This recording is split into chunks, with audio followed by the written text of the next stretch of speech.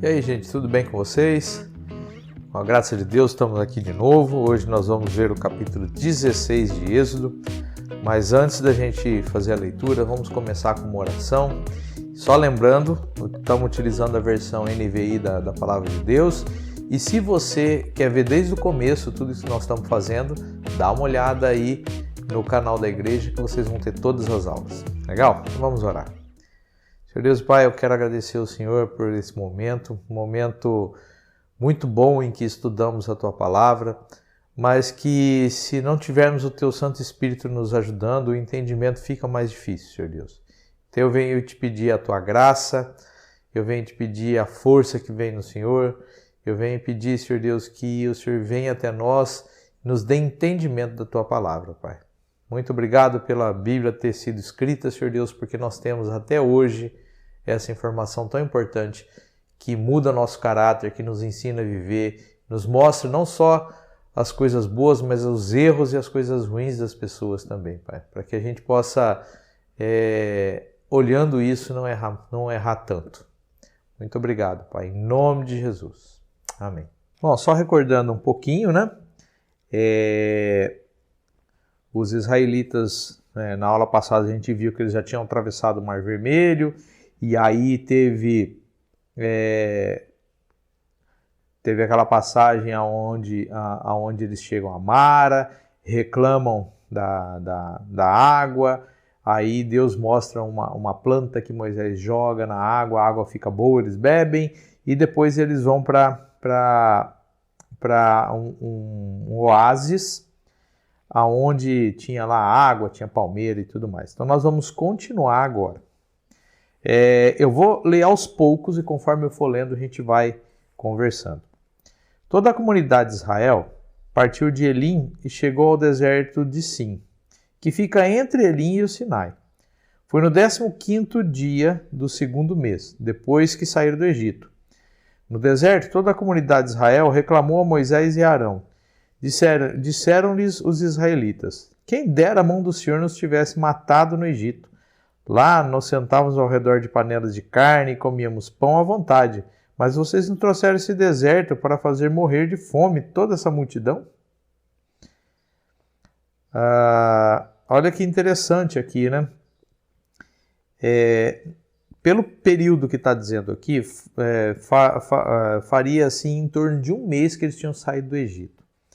Nós vimos na aula passada que 3 dias após estarem caminhando no deserto reclamaram de água. Isso faz sentido, né? O ser humano vive 7 dias sem água, em torno de 40 a 60 dias sem comida.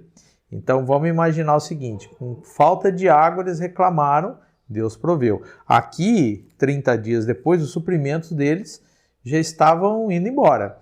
Apesar de que eles falam de carne aqui, mas não diz nada o texto, eu estou inferindo, mas eles tinham o gado deles, né? Eles tinham aqui o rebanho deles, então eles estavam reclamando, mas tendo alguma coisa ainda, mas tudo bem.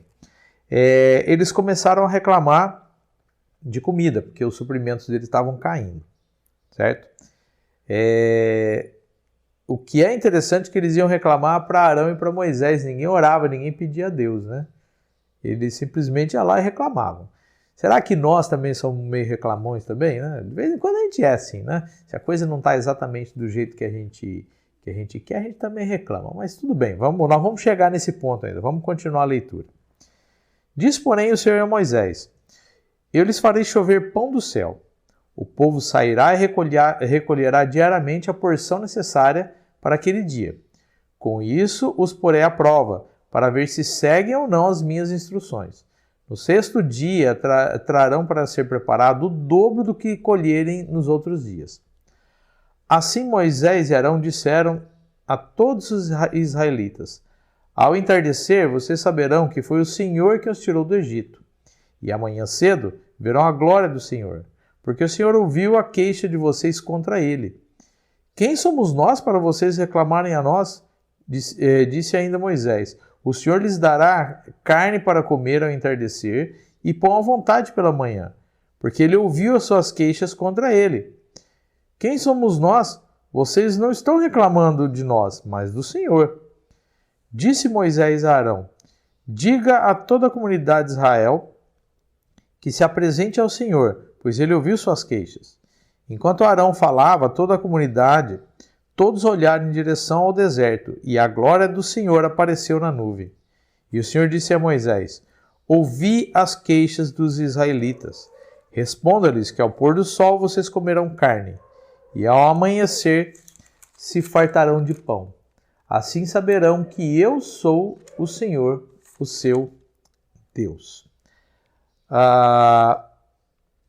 Uma coisa que é interessante aqui, né, no texto. Aqui está falando que Deus, então, já que eles reclamaram, ia prover carne, ia prover pão.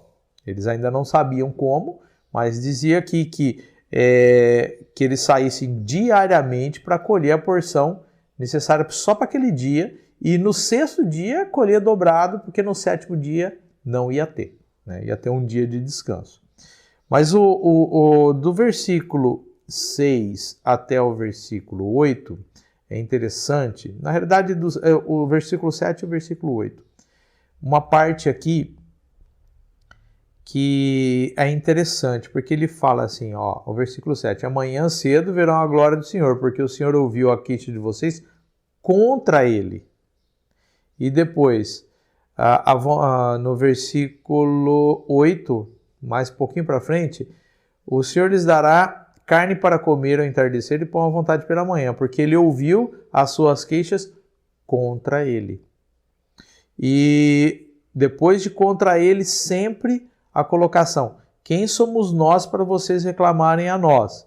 Quem somos nós? Vocês não estão reclamando a nós, mas do Senhor. O que é interessante aqui é que isso me ensina que, ao invés da gente sair reclamando para outras pessoas, nós devemos falar com quem realmente resolve.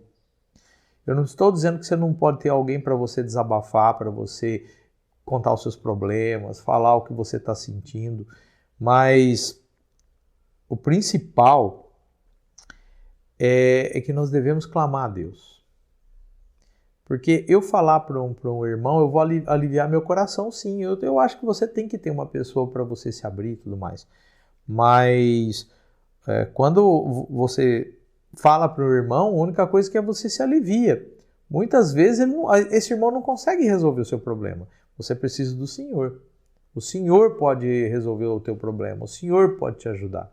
Então nós devemos, sim, falar com as pessoas, mas nós devemos, num primeiro momento, no segundo momento, no terceiro momento, o tempo todo, falar com o Senhor. O Senhor sabe pelo que você está passando, mas Ele se alegra quando a gente fala com Ele. Vamos continuar aqui. No final da tarde apareceram codornizes que cobriram o lugar onde estavam acampados. Ao amanhecer havia uma camada de orvalho ao redor do acampamento. Depois que o orvalho secou, flocos finos, semelhantes a geada, estavam sobre a superfície do deserto. Quando os israelitas viram aquilo, começaram a perguntar uns aos outros: que é isso? Pois não sabiam do que se tratava. Disse-lhe Moisés: esse é o pão que o Senhor lhes deu para comer. Assim ordenou o Senhor: cada chefe de família recolhe o quanto precisar num jarro para cada pessoa de sua tenda. Os israelitas fizeram como lhes foram ditos. Alguns colheram mais, outros menos. Quando mediram com o jarro, quem tinha colhido muito não teve demais, e não faltou a quem tinha colhido pouco. Cada um recolheu quanto precisava. Esse texto mostra algumas coisas interessantes. Tem até uma parte que eu acho até engraçada, né? Que apareceram aqui primeiro as codornizes, então eles tinham carne. Depois, lá em Números 11, vai ter de novo codornizes lá, só que lá, ao contrário daqui, o povo estava com gula. Então veio demais, codornizes demais, e Deus soltou uma praga lá, porque na realidade o que eles estavam pedindo não era para matar a fome, sim para satisfazer a gula deles. Uma parte que é engraçada, lá no versículo 15, quando os israelitas viram aquilo, começaram a perguntar uns aos outros: que é isso? Que em hebraico é maná. Então, o nome maná vem dessa pergunta: o que é isso? Tá? Então é um negócio interessante, né? E até é engraçado. Deram o nome exatamente pela pergunta que eles fizeram.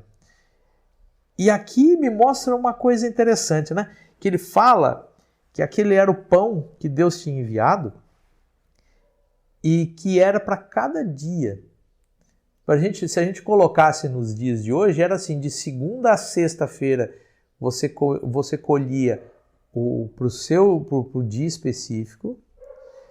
No sábado você colheria dobrado e no domingo não teria aquilo lá. Tudo bem que você pode levar ao pé da letra o que está aqui, né? Que você colheria de domingo a quinta, aí sexta-feira dobrado e sábado é o dia, né? Na realidade, né, uma pergunta que fazem, né? Por que a gente guarda o domingo e não guarda o sábado, né?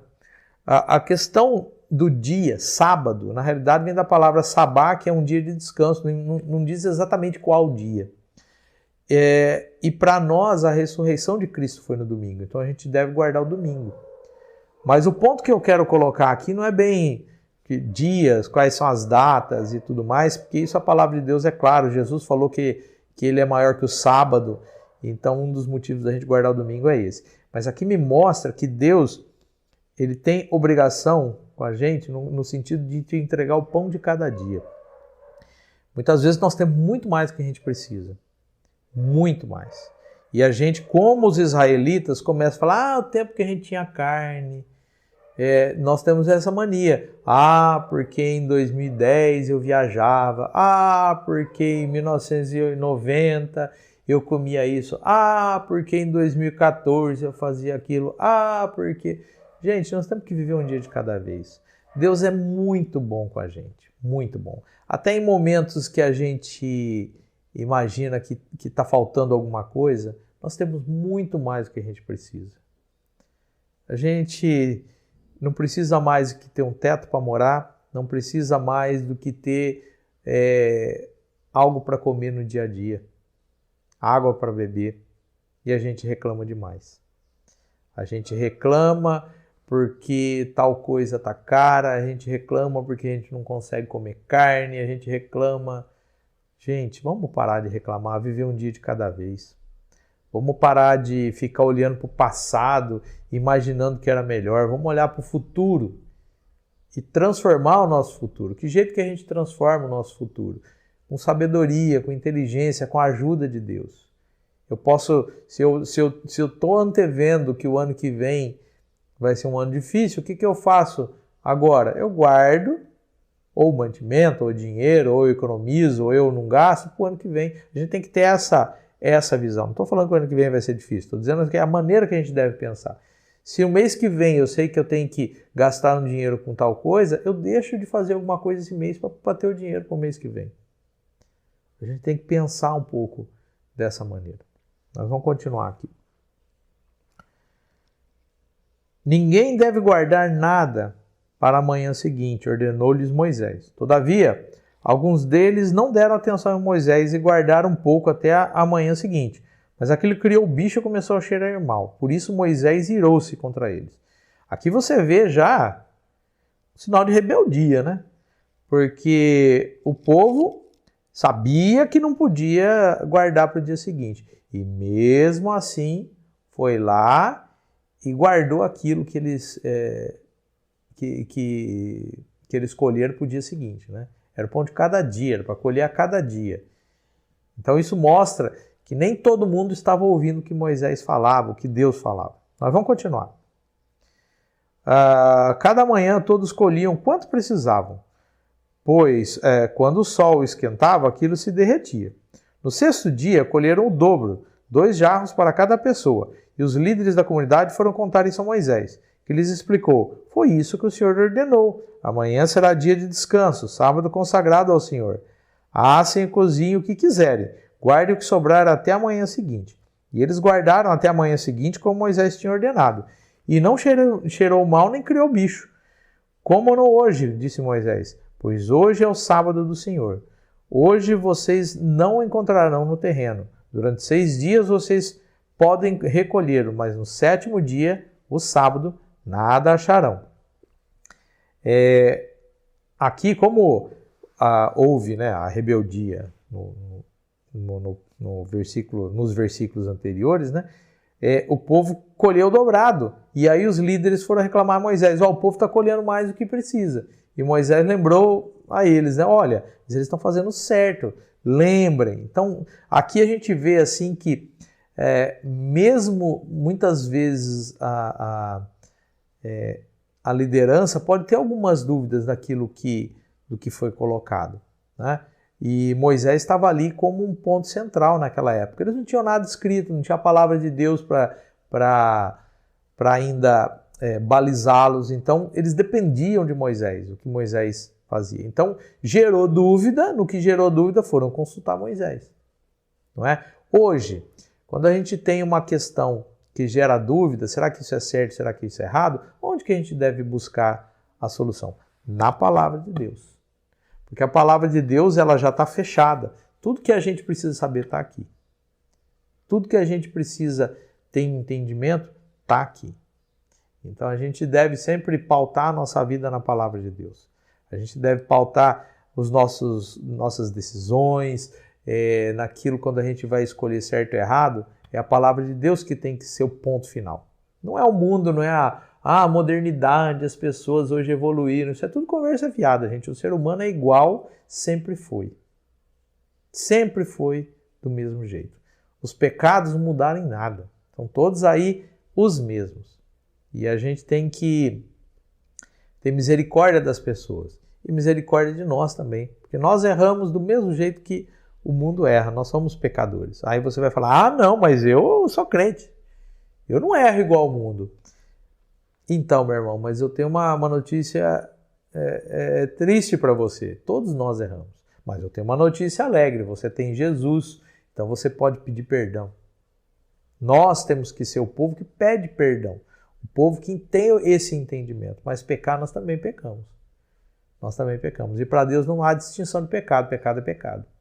Então temos que abrir nossos olhos aí e muitas vezes parar de ficar olhando a vida dos outros e olhar para dentro de nós, aonde nós estamos errando. Para tentar mudar, para pedir perdão, para fazer a diferença dentro da nossa própria vida. Vamos continuar. Apesar disso, alguns deles saíram no 7º dia para recolhê-lo, mas não encontraram nada. Então o Senhor disse a Moisés, até quando vocês recusarão obedecer os meus mandamentos e as minhas instruções? Vejam que o Senhor lhes deu o sábado, e por isso no 6º dia ele lhes dá pão para 2 dias. No 7º dia fiquem todos onde estiverem, ninguém deve sair. Então o povo descansou no 7º dia.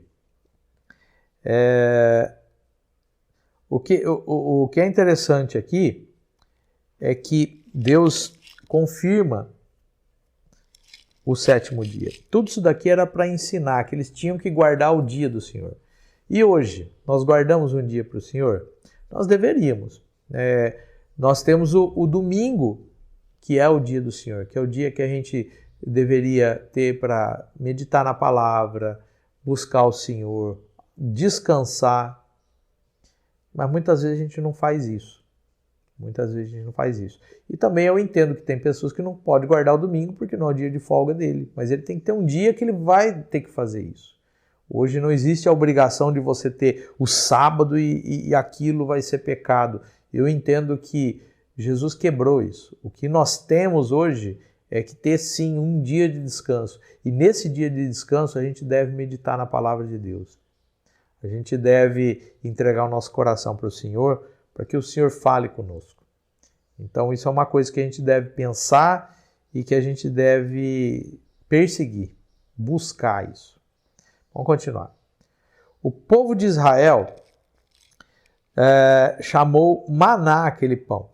Era branco como semente de coentro e tinha gosto de bolo de mel. Disse Moisés, o Senhor ordenou que recolham um jarro de maná e que o guardem para as futuras gerações, para que vejam o pão que lhes dei no deserto quando tirei do Egito. Então Deus aqui, ele criou um memorial, né, um jarro cheio de maná, para que as pessoas lá na frente entendessem o que é aquilo e para que aquilo servia. Mas a gente lendo a palavra de Deus, a gente vai ver lá em Juízes e aí para diante, que tudo isso se perdeu. Mas tudo isso também era uma maneira de apontar para Jesus Cristo. Então, a partir do ponto em que Jesus surgiu, tudo isso aqui perdeu valor. Tudo isso aqui se perdeu. A gente vê hoje muitos evangélicos que dão valor assim para a Arca da Aliança, para esse tipo de coisa. Mas a gente tem que, como cristãos, nós temos que ver que a nossa nova aliança é em Cristo, no sangue de Cristo, no corpo de Cristo. Então, quando a gente ceia, tem a ceia do Senhor, esse é o nosso memorial. É isso que a gente tem que valorizar. Não devemos nos judaizar, né? Hoje em dia tem muita gente que se judaizou. Então tem que ter o 7º dia, tem que ser ali no sábado. A gente tem que ter, por exemplo, a Arca da Aliança fazendo parte do culto. Nós temos que ter a bandeira de Israel. Gente, tudo isso daí é se judaizar. Se a gente for ler as cartas de Paulo, se a gente for ler Atos, a maior luta que houve foi para não ter isso, para não judaizar. Porque é interessante, né? O povo quer ter toda essa parte para se judaizar, mas não quer se circuncidar. E Paulo fala, você não quer a graça? Então se circuncide. E isso daí resolvia a parada naquela época, né? E hoje em dia a gente vê os mesmos problemas. Mas a gente tem as cartas de Paulo e a gente tem ali Atos para nos balizar nisso e perceber o erro que está nisso daí. Então, se você tem uma mente judaizante, leia as cartas de Paulo. Vai ler tudo que Paulo disse sobre isso daí. Vai ler Atos, vai ver o que é que foi dito sobre isso e vocês vão perceber que não faz sentido isso. Nós vivemos na graça de Jesus Cristo, temos que buscar a Jesus, temos que caminhar para Jesus. O nosso memorial hoje, o principal que nós temos, é a ceia do Senhor, onde a gente lembra que Jesus morreu pelos nossos pecados, mas acima de tudo que Ele ressuscitou, está vivo e vai voltar. E vai voltar. Uma outra coisa que nós não devemos de forma alguma ficar marcando data para a volta de Cristo. Nós temos que olhar os sinais, sim, mas somente o Senhor vai saber quando Jesus vai voltar. Então que a gente possa ter esse entendimento também, isso é importante, para não ser enganado. Mas vamos continuar aqui e terminar o capítulo. Então Moisés disse a Arão, ponha numa vasilha a medida de 1 jarro de maná e coloque-a diante do Senhor para que seja conservado para as futuras gerações. Em obediência ao que o Senhor tinha ordenado a Moisés, Arão colocou o maná junto às tábuas da aliança, para ali ser guardado. Os israelitas comeram maná durante 40 anos, até chegarem a uma terra habitável. Comeram maná até chegarem às fronteiras de Canaã. O jarro é a 10ª parte de uma arroba. Essa parte aqui, você pode julgar estranho, mas peraí, está falando para guardar um jarro junto com as tábuas da aliança, mas não apareceu as tábuas ainda. O que está acontecendo aqui? Bom, para você ter entendimento desse final aqui, você tem que entender outras coisas. Quando que foram escritos Êxodo, quando foi escrito Gênesis, né, Êxodo, Levítico, Número e Deuteronômio? Eles foram escritos quando Israel estava nas campinas de Moabe, prestes a entrar na Terra Prometida. Antes da morte de Moisés escreveu tudo. Então aqui ele está mostrando, quando a gente lê o livro de Êxodo, aqui ele está mostrando o futuro, mas na realidade ele escreveu isso naquele tempo, né? Naquele futuro lá. Então, ele mostra por que tem um jarro guardado dentro da Arca da Aliança, junto das tábuas. Então está aqui, ó, falando isso para a gente. Então a gente tem que ter esse entendimento, porque senão fica estranho, né? Eu estou lendo aqui e de repente ele fala para guardar o maná, mas vai guardar o maná junto com as tábuas? Mas as tábuas não apareceram ainda, né? E como é que ele sabe que foi 40 anos que eles andaram? Porque já tinham se passado esses 40 anos. quando foi escrito isso daqui. Então aqui a gente tem esse entendimento, né? E depois também fala qual que é a medida desse jarro, quanto foi guardado. E aqui fala que o jarro é a 10ª parte de uma arroba. O jarro, então, seria um homer, e aí fala que ele é a 10ª parte de um efa, né? Se a gente for pegar uma outra versão da Bíblia, tá isso daí. Então ele varia de 2 a 4 litros. De 2 a 4 litros, essa é a estimativa. Ninguém sabe ao certo, mas a estimativa é que seriam de 2 a 4 litros um jarro, né? Que seria mais ou menos a medida que eles colhiam por pessoa, né? Um jarro por pessoa. Mas tem esse entendimento que essa parte aqui, que parece foi escrita depois, na realidade é porque o livro todo foi escrito depois, quando Moisés botou isso aí no papel. Certo? Não se esqueçam que Moisés era letrado, Moisés havia sido ensinado enquanto ele estava lá no palácio do faraó. Tudo tem um porquê. Então ele estava lá exatamente porque ele tinha que ser letrado, ele tinha que ter escrito, e o povo aprendeu a ler e escrever para manter a palavra de Deus.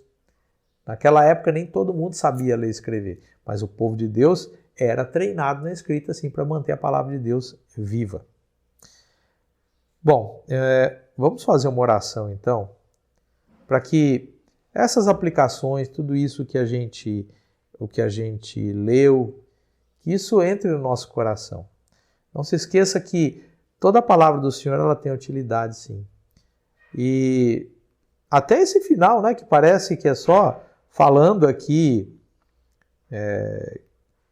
que Moisés escreveu isso, né, lá na frente, isso que eu acabei de falar, será que isso tem uma aplicação para a nossa vida? Creio que sim, nós devemos manter um registro, devemos ler a palavra de Deus. Ela foi escrita para que a gente leia, ela não foi escrita para ficar guardada. Ela foi escrita para ficar guardada dentro do nosso coração. Mas para isso nós temos que ler. Então leia a Bíblia todos os dias.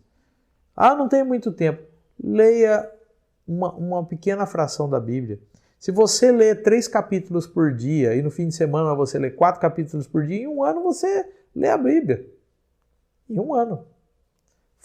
Tenha esse costume de ler diariamente. Leia a Bíblia de capa a capa. Isso é muito importante para o teu crescimento. Isso é muito importante, porque aí você não se deixa enganar por pessoas que vêm tentar te manipular, não porque a Bíblia diz isso, não porque a Bíblia diz aquilo. Nada disso. Você leu a Bíblia, você sabe o que ela diz, você sabe o que está escrito, e isso te dá muita segurança na sua fé. Então eu lanço esse desafio, leia a Bíblia. Leia a Bíblia toda. Em um ano você consegue ler. Se você tiver afinco, você lê até em menos de um ano. Faça esse desafio para você mesmo e você vai ver que você vai ter um entendimento muito maior da palavra de Deus. Tá bem? Então vamos orar. Senhor Deus e Pai, eu quero agradecer ao Senhor pela Tua palavra. Eu quero agradecer por tudo que o Senhor tem falado conosco através dela, Pai. Pai, que tudo isso que nós lemos hoje, que tudo isso possa falar ao nosso coração o Teu desejo, fazer com que a gente possa ter entendimento, que essa palavra possa trazer mudança no nosso caráter, no nosso coração, Pai.